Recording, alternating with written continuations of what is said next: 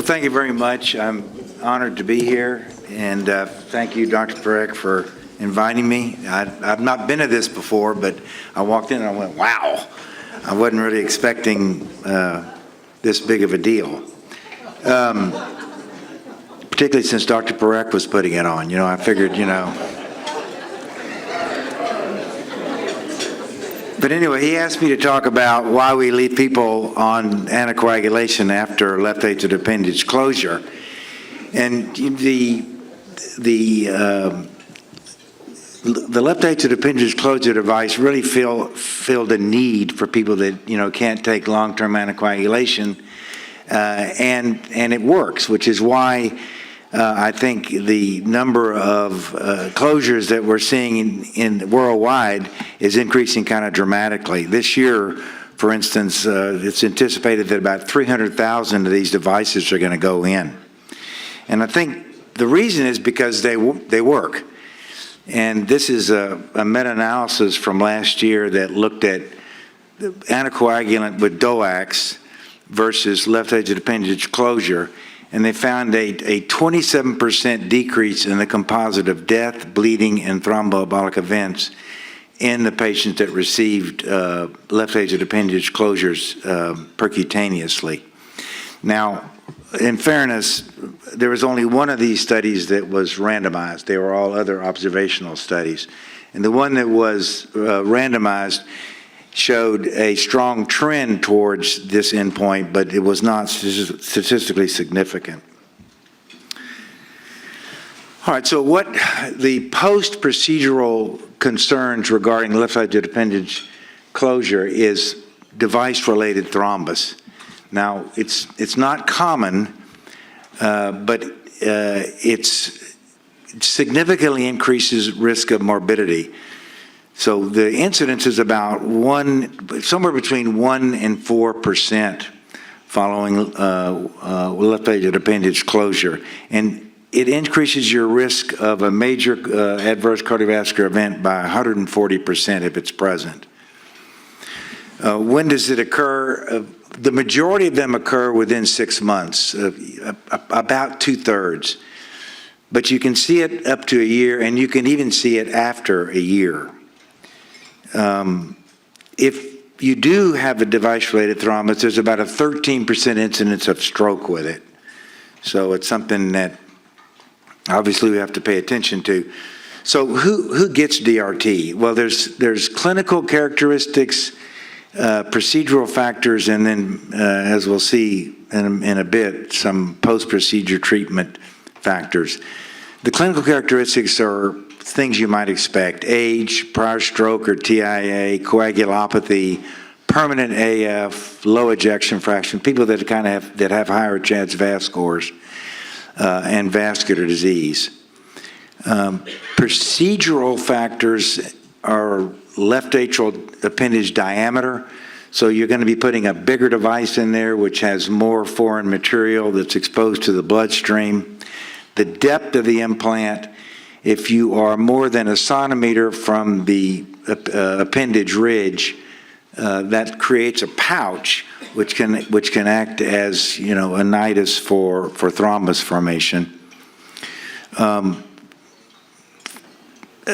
Pericardial effusion, I guess this leads to not being able to put them back on the anticoagulation, so might increase your risk of device-related thrombus. I should also mention that there is a higher incidence of device-related thrombus in the Watchman, the Boston Scientific device, than there is in the Amulet device in most studies, although this has not translated into an increased stroke risk in most of the studies or an increase in incidence of DRT.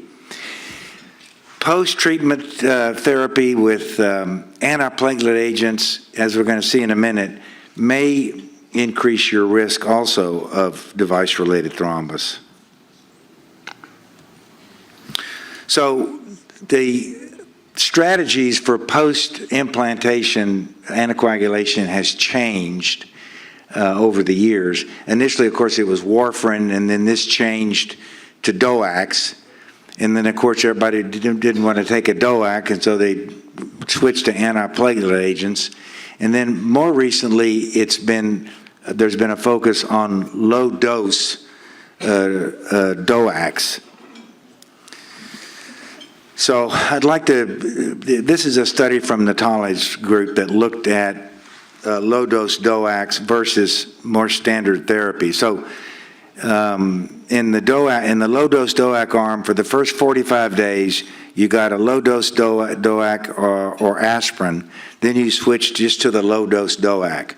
And they compared that to a DOAC plus aspirin for the first 45 days, and then aspirin and clopidogrel for 6 months. And then at 6 months, you changed to aspirin therapy alone. And what they found was, I think, a little surprising, in that if you were randomized to the antiplatelet agents, you had a significantly worse outcome than if you took the low-dose DOACs throughout the study interval of up to 18 months here. In fact, the incidence of device-related thrombus was 0 in the low-dose DOAC group, compared to about 3.5% in the group that started off with the DOACs, but then went to antiplatelet agents. And the composite endpoint of DRT, stroke, and bleeding was also remarkably worse if you took antiplatelet agents starting at 45 days. There's one other study that I just would want to mention that had 3 arms: an aspirin arm post-implant, an aspirin and clopidogrel arm, and then a low-dose DOAC.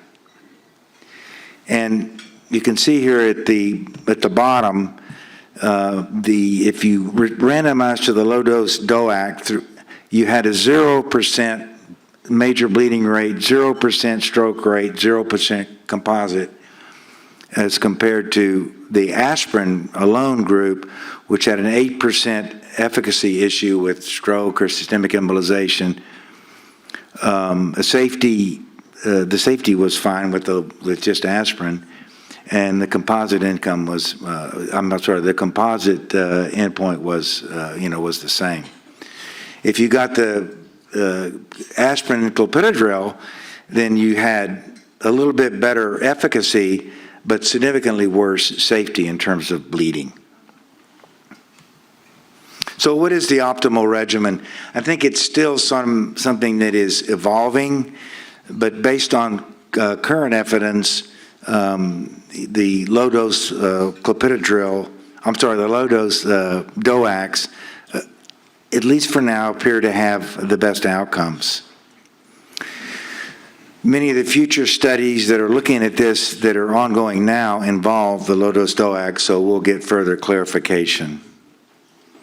In terms of future directions for left-atrial appendage closure, we're about to start here, actually, this laminar device, which is a basket catheter that you put in the left atrial appendage, and then you rotate it counterclockwise and just sort of twist the appendage closed.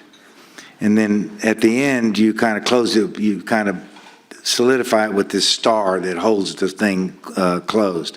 So this is, I think, something that may end up allowing us to significantly reduce post-procedure anticoagulation, because we have much less exposure of foreign material to the left atrium.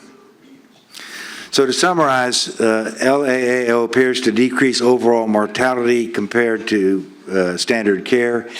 DRT incidence is 1 to 4%, with a significant increase in adverse events. The majority of DRTs are seen prior to 6 months, but some are seen greater than 1 year. An optimal antithrombotic regimen is evolving, with current data favoring low-dose DOAC plus minus aspirin. Thank you very much.